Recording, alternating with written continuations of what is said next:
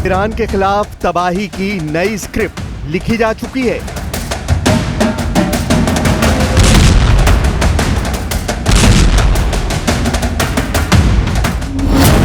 क्या खामनेई के खिलाफ सबसे बड़ा प्लान तैयार हो चुका है?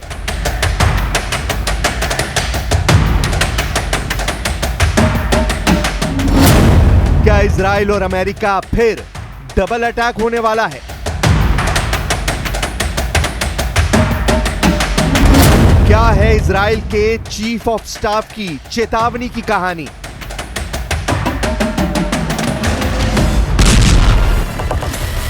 ईरान के आसमान में एक बार फिर कयामत की घड़ी का कांटा घूम रहा है। एक बार फिर इजराइल के गोला बारूद से ईरान का आसमान सुर्ख होने वाला है। एक बार फिर वो होने वाला है जिसका इशारा खुद अमेरिका के राष्ट्रपति डोनाल्ड ट्रंप कर चुके हैं, क्योंकि इजराइल और ईरान के बीच चली 12 दिन की भीषण जंग के महज कुछ ही दिनों बाद ईरान में एक नई तबाही का बबल क्रिएट हो रहा है, जो किसी भी वक्त एक बारूदी धमाके के साथ फट सकता है। क्योंकि ईरान पर अमेरिकी राष्ट्रपति के बयान के कुछ ही घंटों बाद इजराइल के चीफ ऑफ स्टाफ की तरफ से साफ कहा गया है कि ईरान के खिलाफ जंग अभी पूरी तरह खत्म नहीं हुई है। यानी ईरान के खिलाफ सेकेंड राउंड के वॉर के लिए इजराइल पूरी तरह तैयार बैठा है।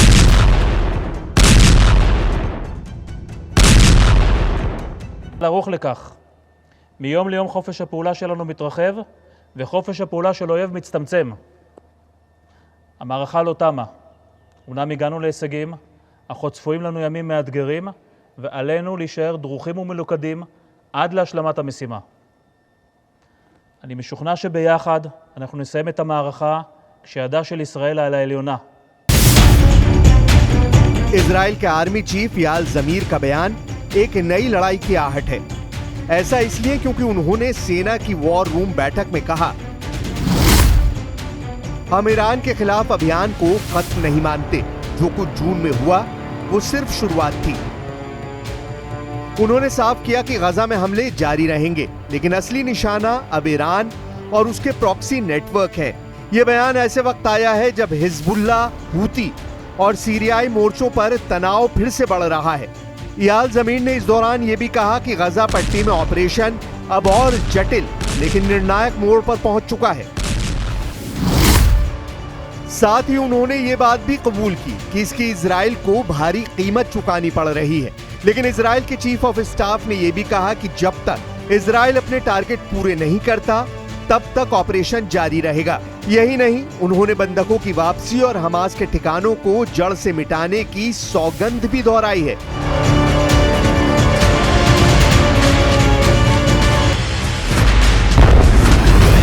Rising Lion will be remembered in history as one of Israel's most daring and successful operations, a defining moment for Israel, the Jewish people, and the world. The IDF will continue to defend the people of Israel and ensure the safety of our state and our future.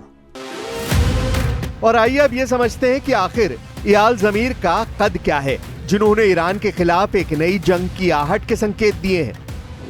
याल जमीर Israel रक्षा बलों के general staff के प्रमुख हैं।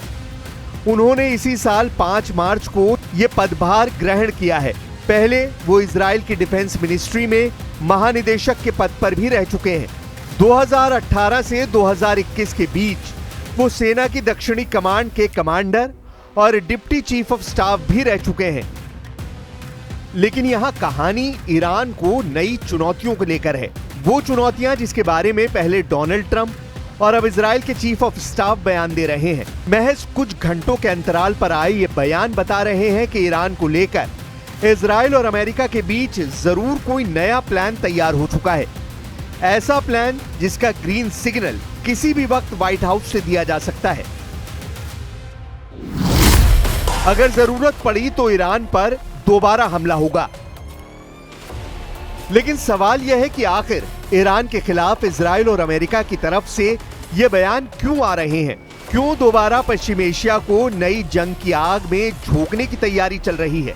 क्यों Iran को लेकर बार बार धमकाने वाली बयानबाजी की जा रही है? इसे समझने के लिए आपको ईरान की उस जिद की क्रोनोलॉजी को समझना होगा जिस पर ईरान अड़ा हुआ है। न्यूक्लियर एनरिचमेंट वाली जिद, परमाणु ठिकानों को पहले की तरह बनाने की जिद और सबसे अहम खामनेई के सरेंडर ना करने की जिद। और इसी जिद का ईरान के विदेश मंत्री अब्बास अराक्ची भी कुछ घंटों पहले ही ऐलान कर चुके हैं, जिसमें वो भले ही पहली बार न्यूक्लियर प्रोग्राम को हुए नुकसान की बात कबूल कर रहे हैं, लेकिन ये भी कह रहे हैं कि ये अब ईरान के लिए सिर्फ तकनीक की रक्षा का मुद्दा नहीं, बल्कि ईरान के लिए राष्ट्रीय सम्मान का मुद्दा है। It is now stopped because yes, damages are serious and severe, but obviously we cannot give up our enrichment because it is an achievement of our own scientists, and now more than that, it is a question of national pride. Abbas Araghchi के इसी बयान के बाद अमेरिकी राष्ट्रपति Donald Trump ने social media handle truth social पर लिखा था कि जरूरत पड़ी तो ईरान के खिलाफ फिर हमला किया जाएगा। लेकिन ईरान ने भी साफ कर दिया है कि वो किसी भी कीमत पर दबाव में झुकने वाला नहीं है। उसने जिस दिशा में अपना कदम बढ़ा दिया है, उस दिशा से ईरान को कोई वापस नहीं ला सकता। यानी न्यूक्लियर एनरिचमेंट को लेकर ईरान हर तरह की चुनौती का सामना करने के लिए तैयार है। अब्बास अराक्ची का वो बयान सुनिए जो इस बात की ओर साफ इशारा कर रहा है कि पश्चिम एशिया में एक नया बारूदी बवंडर उठने वाला है।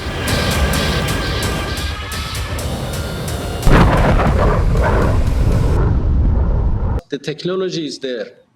Our nuclear program, our enrichment program is not something imported from outside that can be destroyed by bombings. It is developed by ourselves. It is an achievement by ourselves. The technology is there. The scientists are there. You know, the people who have run these facilities are there. Buildings can be rebuilt. You know, facilities can be rebuilt. Machines can be, replaced because the technology is there. I think the recent attack proved that there is no military option for our nuclear program.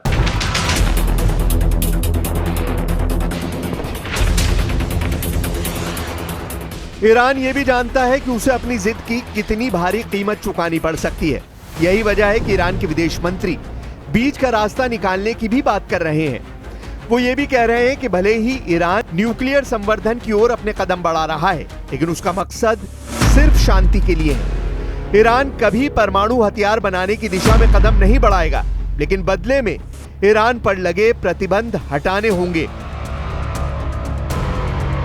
Coming for a win-win solution, I am ready to engage with them. I mean that we are ready to do any confidence-building measure needed to prove that Iran's nuclear program is peaceful and would remain peaceful forever, and Iran would never go for nuclear weapons. And in return, we expect them to lift their sanctions. This is a win-win game, and we are ready to engage in that